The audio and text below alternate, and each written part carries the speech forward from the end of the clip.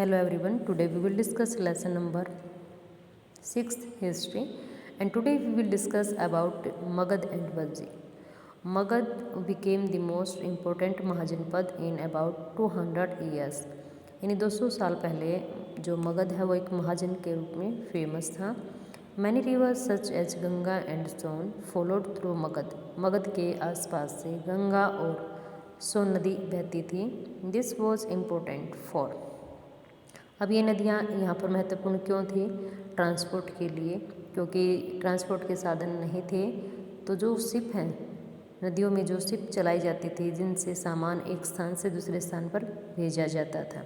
फिर water supply. अब जो आसपास का एरिया था वहाँ पर पानी की पूर्ति कैसे होती थी? नदियों से. Making land fertile. अब जो खेत नदियों के आसपास हैं, जिन खेतों में नदियों का पानी प्रयोग किया जाता है वो कैसे हैं? Fertile. Parts of Magadh were forested. Magadh का ज़्यादातर एरिया कैसा था? जंगली, यानी पेड़ पौधे ज़्यादा. Elephants which lied in the forest. हाथी जो कि जंगलों में रहते थे. कुड बी कैप्चर्ड, उनको पकड़ लिया जाता था.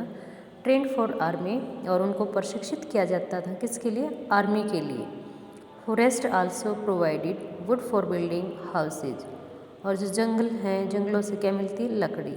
लकड़ी का प्रयोग हम मकान बनाने के लिए कार्ट्स एंड चैरिट्स, बुल गार्ड यानी जो बैलगाड़ी होती है, घोड़ा गाड़ी होती है, इनके लिए इसका प्रयोग करते थे. बिसाइड्स देयर वर आयरन और माइंस इन द रेन. इसके अतिरिक्त यहाँ पर क्या है? लोहे की खाने भी हैं. That could be tap to make strong tool and weapons, जिनका प्रयोग जैसे कस्सी है, द्राती है, भाला है, इनके प्रयोग के लिए किया जाता था. Magadha had two very powerful rulers.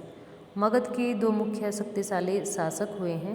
एक है बिंबिसार एंड अजातशत्रु. बिंबिसार का बेटा अजातशत्रु.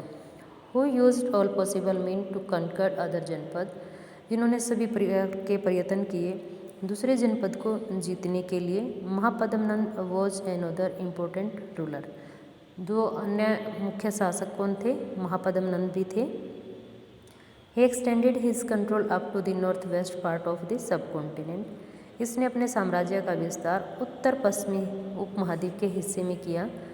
राजगृह, प्रेजेंट डे राजगीर, इन बिहार में है ये. Was the capital of Magadh, जो किसकी? मगध की क्या रही है? कैपिटल रही है कई सालों तक. Later the capital was shifted to Pataliputra, present day Patna. बाद में इन्होंने अपनी कैपिटल को परिवर्तित करके पाटलिपुत्र बना लिया, जो कि पटना के नाम से जानी जाती है. मोर देन 2300 ईयर्स एगो, लगभग 2300 साल पहले, अ रूलर नेम्ड अलेक्जेंडर, एक शासक जिसका नाम क्या है? Alexander, who lived in Macedonia in Europe.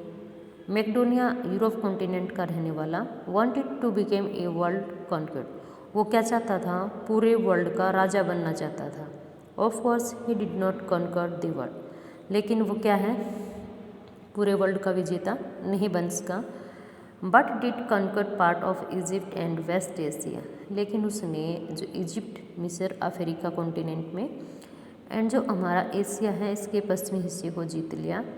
And came to Indian सब कॉन्टिनेंट. और इनको जीत के वो कहाँ रहा था? भारतीय उपमहाद्वीप में. Reaching up to the bank of the Beas, जो व्यास रिवर है इसके जब वो पास पहुंचता है. When he wanted to march further eastward. और जब वो भारत के पूर्वी हिस्से की ओर क्या करना चाहता है? चढ़ाई करना चाहता है, इट मीन्स अटैक करना चाहता है.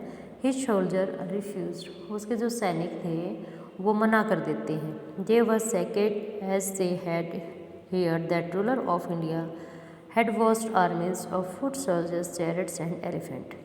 वो मना क्यों कर देते हैं? क्योंकि वो उन्होंने सुना है कि जो भारतीय राजा हैं उनके पास सेना ज़्यादा है, घुड़सवार हैं और हाथी सेनाएं हैं, जिसकी का मुकाबला वो नहीं कर पाएंगे और हार जाएंगे. और वो कुछ लड़ाइयाँ लड़ते लड़ते हार चुके थे, इसलिए उसके जो सैनिक है वो क्या कर देते हैं? मना कर देते हैं आगे जाने से. नेक्स्ट है Vajji. While Magadh became powerful kingdom. जब मगध जो है एक शक्तिशाली साम्राज्य बन रहा था. Vajji with its capital at Vaishali, Bihar में है ये.